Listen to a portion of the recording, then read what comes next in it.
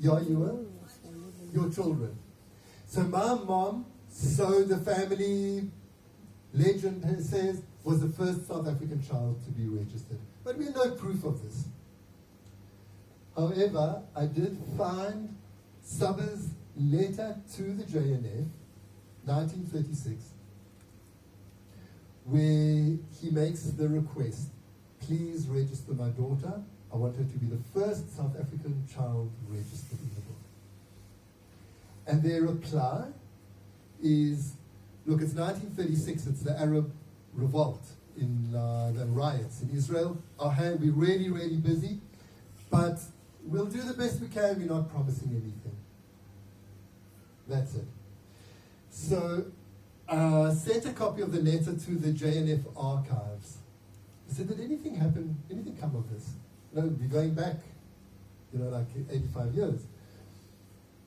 I got a phone call from the chief archivist there at the JNF. She was so excited. She said, yes, David, it's true, it's true. Not only is it true, but I am looking at a photograph of your mom. That's my mom, right? When she was registered. Livia Judith Harris. So my mom was the first South African child, and managed to establish it through my father's letter, which was in the suitcase. That's my mom a couple of years ago, about 2-3 years ago.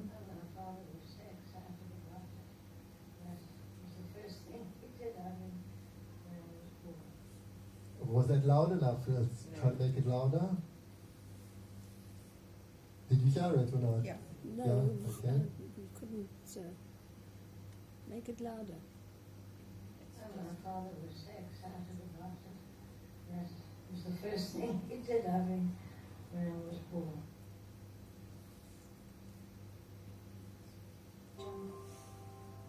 We're going to watch a minute of video. There are stories that cross borders in time with a message that echoes forever. KKL Golden Books of Honor. The story of the Jewish nation. The first book was created by Herzl to encourage donations for JNF. He designed the cover, showcasing the sun rising over Jerusalem, symbolizing a new era for the Jewish people to return to Zion. Today, hundreds and thousands of donors are already inscribed supporting Israel with JNF.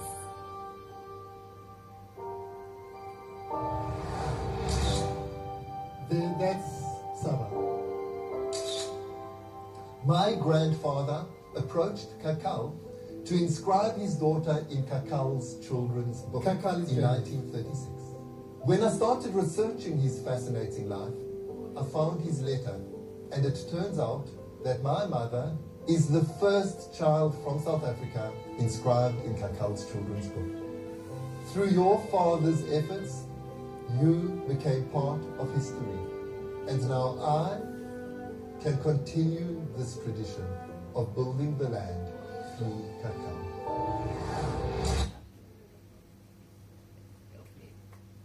Okay, people, I'm going to move to one more. I want to just say something about this photograph, but before I do, are there any questions or comments? Yes. My father was from Zaga, and his entire family were killed in 1941. Wow. We don't hear. Okay.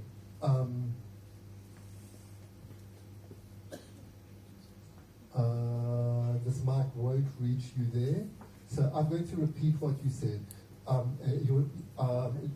What's your name? Ray. Ray. Okay. I'm going to repeat what Ray said. One moment.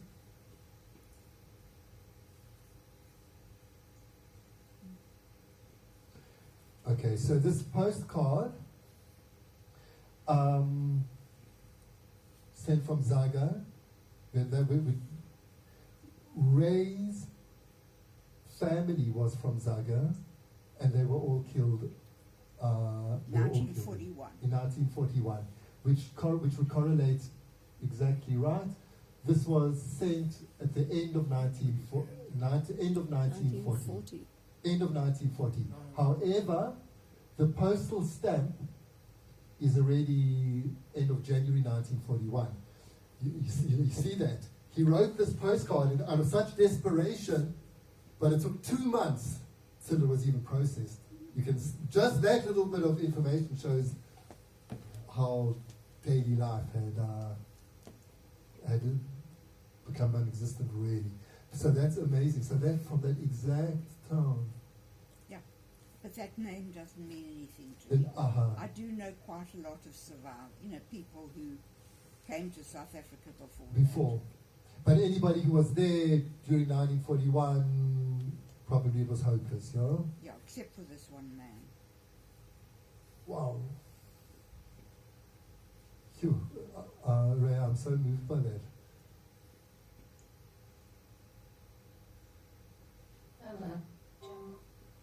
Okay. Just as the last note of the evening,